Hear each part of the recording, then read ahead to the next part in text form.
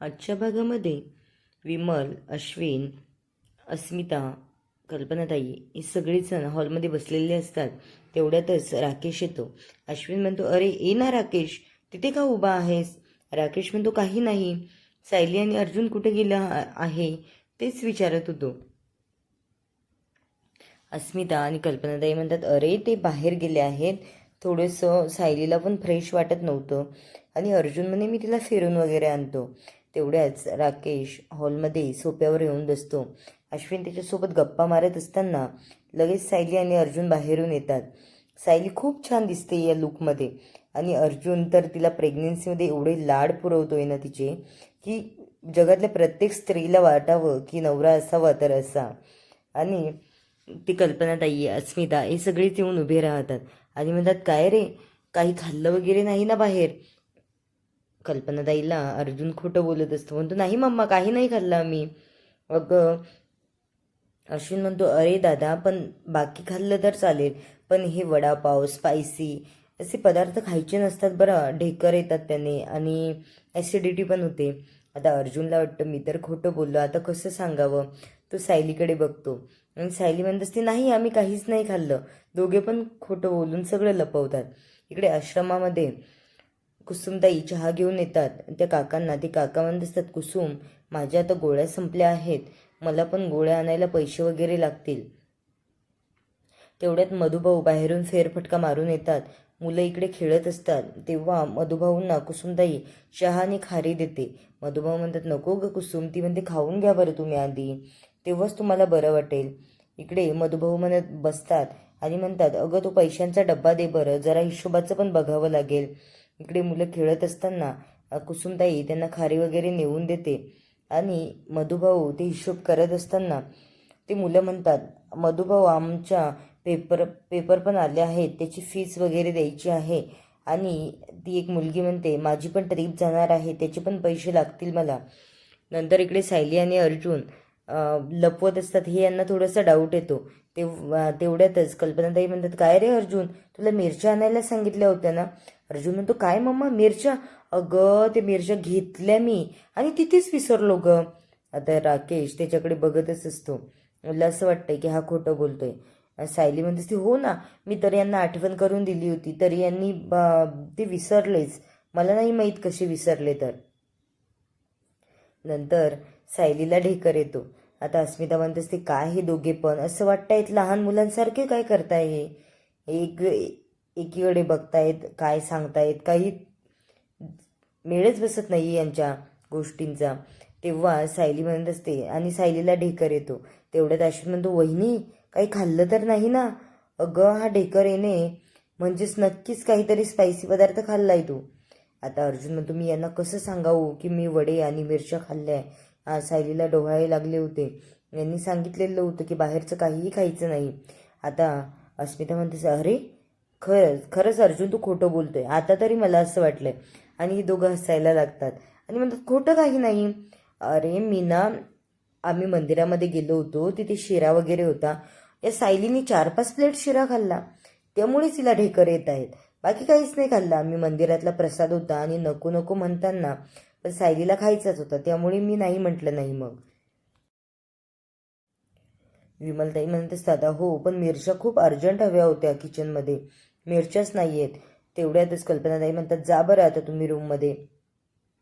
आणि सायली पुढे जाते आणि अर्जुन मागेच थांबतो. अर्जुन सायलीला बघतच असतो. सायली जाताना त्याला हाय करत असते. अर्जुन म्हणतो, हो आता मला हे घेरात घेतील आणि तू एकटी निष्ठून गेलीस. नंतर इकडे आश्रमामध्ये परत तो मुलगा म्हणत असतो, कुसुमताई, माझी पण चाचणी आहे, त्याचे पैसे भरायचे आहेत. आणि ती मुलगी पण म्हणते की मला ट्रिपला जायचं आहे. तेवढ्यातच ही काका म्हणतात, माझे पण औषधांचे पैसे संपलेले आहेत, मला पण पैसे लागतील. मधुभाऊ म्हणतात, कुसुम, आता काय करायचं ग? हे बघ ना, एवढा सगळं खर्च भागवणं शक्यच होत नाहीये. कुसुम म्हणते, अहो मी ना आज एका दुकानदाराची उधारी देऊन टाकते, मागच्या 2 महिन्याची बाकी आहेत. ते काका म्हणतात, पण तो पुढच्या 1 महिन्याची राहिल्यामुळे या महिन्यात आपल्याला किराणा सामान देईल का?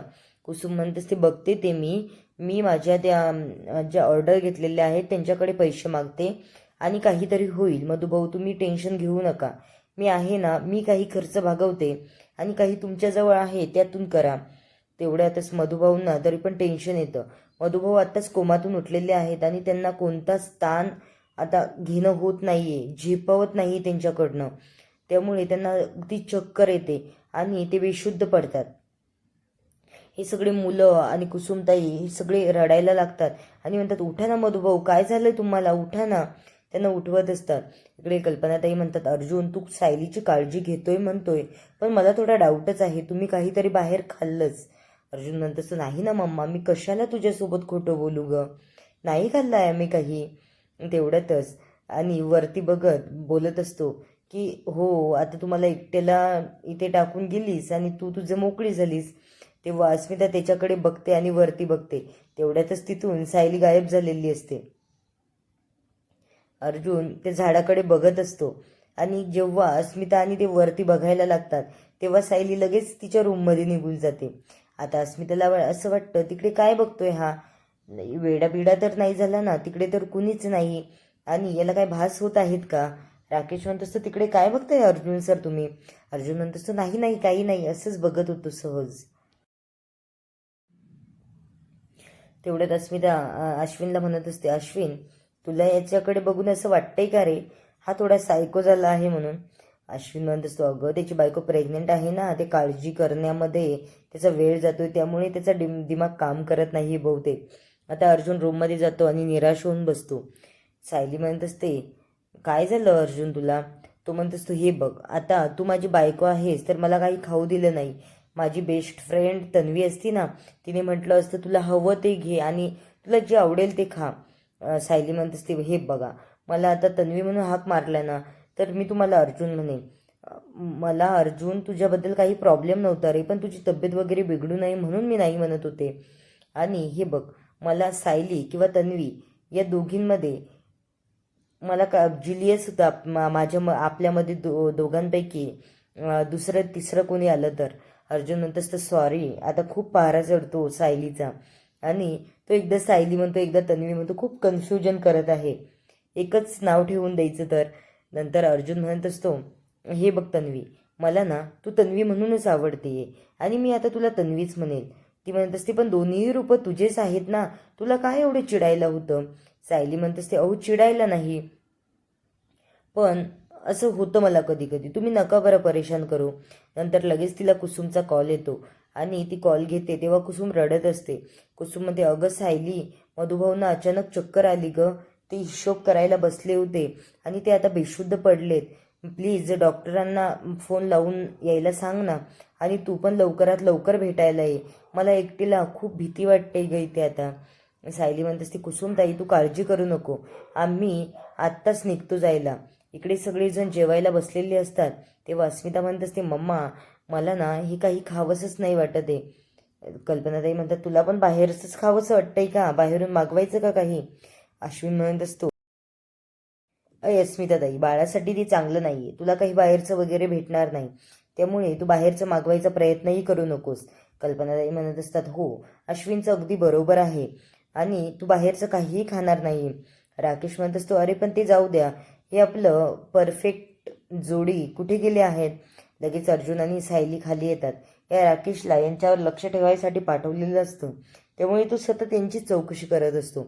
आता अर्जुन म्हणतो, मम्मा आम्हाला थोडं बाहेर जावं लागेल, आश्रमामध्ये मधुभाऊंना अचानक चक्कर आली होती आणि त्या संदर्भातच आम्हाला डॉक्टरांशी पण बोलायचं आहे. अश्विन म्हणतोस, तू काही सिरियस नाही ना वहिनी, का मी येऊ तुमच्यासोबत.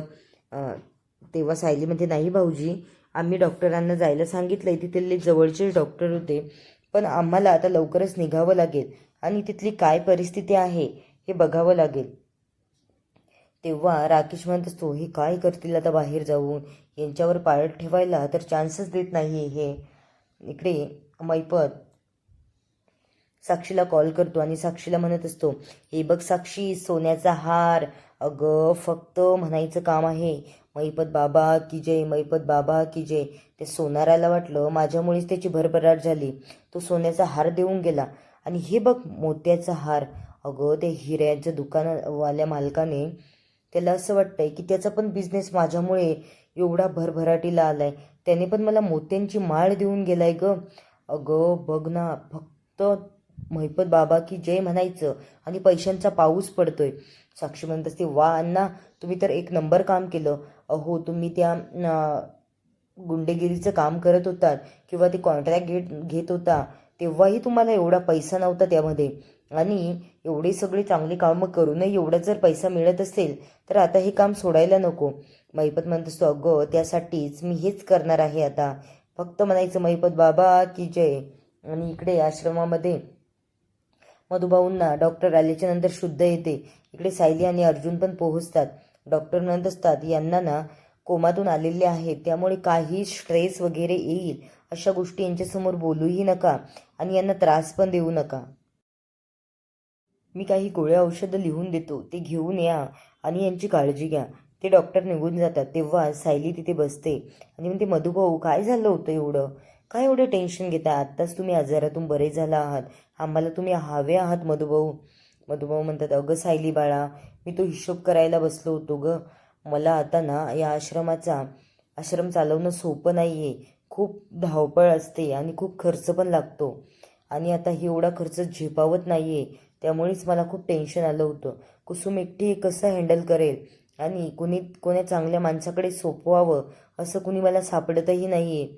तेव्हा सायली अर्जुनकडे बघते आणि सायली मधुभाऊंच्या हातावर हात ठेवते आणि म्हणते, मधुभाऊ तुम्ही काळजी नका करू. या आश्रमाची सगळी जबाबदारी आजपासून मी घेते, तुमची मुलगी म्हणून. पण मधुभाऊ म्हणतात, अगं बाळा, पण तुझा संसार आहे, तुला बाकी पण कामं आहे, आता तुला बाळ होईल आणि तू कशी धावपळ करशील? सायली म्हणत असते, माझा नवरा आहे ना माझ्या पाठीमागे, त्यामुळे तुम्ही काळजीच करू नका. हे माझं माहेर आहे मधुभाऊ. जेव्हा मला कुणीच नव्हतं, मला कुणीच आधार दिला नाही, तेव्हा तुम्ही आणि आश्रमाने मला आधार दिला, मला लहानाचं मोठं केलं. हे माझं माहेरच आहे. त्यामुळे ना मी असं परक काही मानतच नाही. मी खूप आनंदाने ही जबाबदारी स्वीकारते मधुभाऊ, आणि चांगल्या रीतीने हँडल करते. आता सायली आणि अर्जुन घरी जातात तेव्हा सायली बोलत असते. इकडे प्रिया आणि सचिन प्रियाला भेटायला येतो. तेव्हा सचिन म्हणत असतो की, प्रिया, मला ना दुसऱ्या बाजूने काटा काढायचा होता, पण आता तर तू सांगितलं अर्जुन आणि सायलीचा घात कसा करायचा. मला पण हा प्लॅन पटलाय तुझा, आणि त्यामुळेच मी आता लवकरच कामाला लागतो. इकडे प्रिया म्हणत असते, सायलीने लहानपणापासून माझ्या सगळ्या गोष्टी हिरावून घेतल्या, पण आता मी तिला हे नाही करू देणार. आणि ती आता काय आश्रमाची जबाबदारी घेते म्हणते, तिला जिवंत सोडेल तेव्हा हे सगळं करेल ना ती. बघ सचिन, आपल्याला